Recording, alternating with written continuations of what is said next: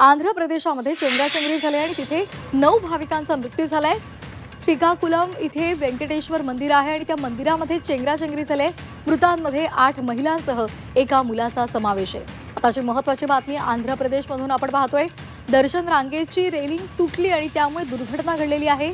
जखमी भाविकांवर रुग्णालयामध्ये उपचार सुरू आहेत। व्यंकटेश्वर मंदिरामध्ये शनिवारी सकाळी 11:30च्या सुमारास ही घटना घडल्याची माहिती मिळते।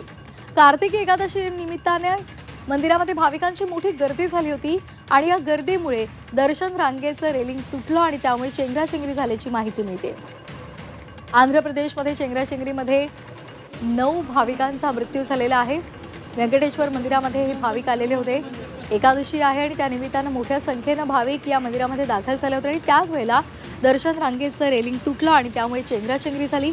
यामध्ये 8 महिलांसह एका मुलाचा मृत्यू झालाय।